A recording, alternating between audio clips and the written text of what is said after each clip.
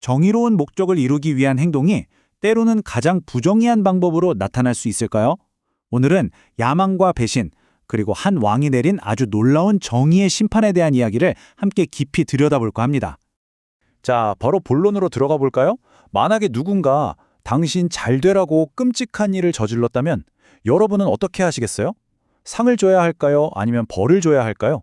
이 질문이 바로 오늘 이야기의 주인공 다윗 왕이 실제로 마주해야 했던 딜레마였습니다.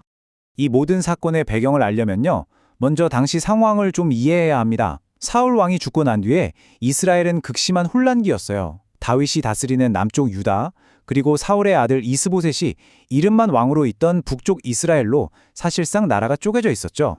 사울의 아들 이스보셋에게 군사령관 아브넬은 사실상 왕국을 지탱하는 마지막 기둥이나 다름없었습니다. 그런데 그 기둥이 죽었다는 소식을 들으니 성경 표현 그대로 손에 맥이 풀리고 만 거죠. 정말 하늘이 무너지는 것 같았겠죠. 왕을 지탱하던 실질적인 힘이 한순간에 공중분해된 겁니다. 설상가상으로 사울 가문의 위기는 여기서 끝이 아니었습니다.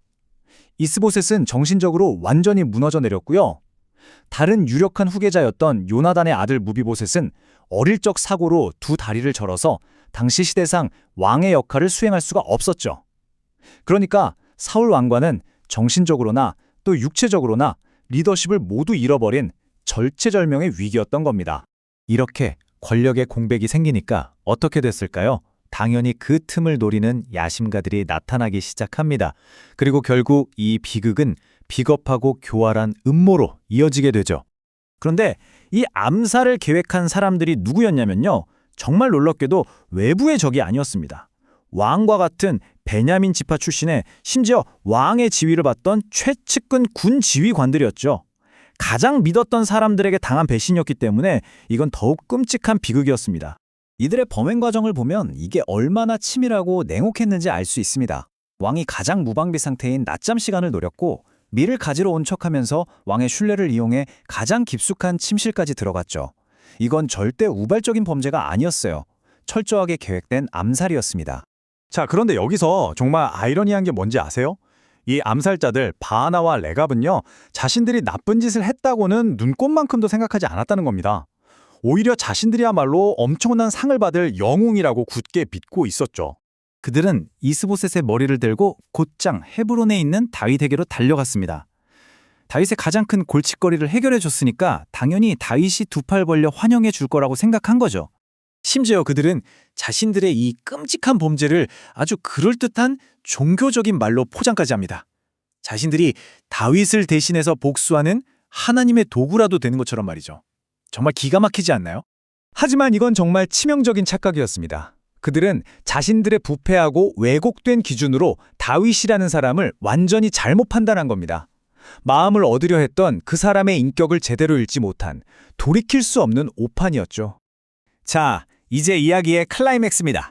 모두의 예상을 완전히 뒤엎는 다윗의 단호한 반응, 그리고 그 반응을 통해 우리가 엿볼 수 있는 그의 리더십은 과연 어떤 모습일까요? 다윗의 첫 마디는 그 자리에 있던 모두를 충격에 빠뜨렸을 겁니다. 경쟁자가 죽었다는 소식에 기뻐하기는커녕 오히려 자신의 정적이었던 이스보셋을 의로운 사람이라고 부르면서 변호했으니까요.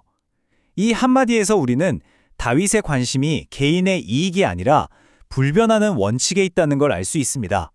다윗의 이런 판단은 그냥 감정적인 게 아니었어요. 아주 명확한 근거가 있었죠. 그는 이전에 사울 왕의 죽음을 거짓으로 알렸던 자를 처형했던 선례를 따랐고, 무고한 사람이 가장 안전해야 할 자신의 침상에서 살해당한 그 비겁한 행위 자체를 혐오했습니다.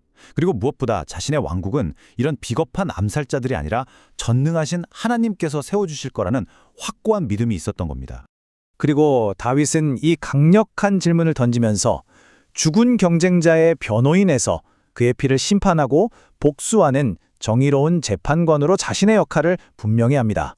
그가 내린 판결을 보면요, 그냥 죽이는 데서 끝나지 않습니다. 암살자들의 손과 발을 잘라서 그들이 저지른 죄의 대가를 분명히 보여줬고, 그 시신을 사람들이 다 보는 곳에 매달았죠. 이 모든 행동 하나하나에는 앞으로 다윗이 세울 왕국은 정치적 암살과 음모가 아닌 오직 공의와 정의 위에 세워질 것이라는 걸 온 이스라엘에 선포하는 분명한 메시지가 담겨 있었습니다. 결국 이 오래된 이야기는 오늘을 사는 우리에게도 굉장히 묵직한 질문을 던집니다. 과연 선한 목적이 악한 수단을 정당화할 수 있을까요? 특히 우리가 이것은 하나님의 일이야 라고 스스로 믿을 때 그 선은 과연 어디까지 허용될 수 있는 걸까요?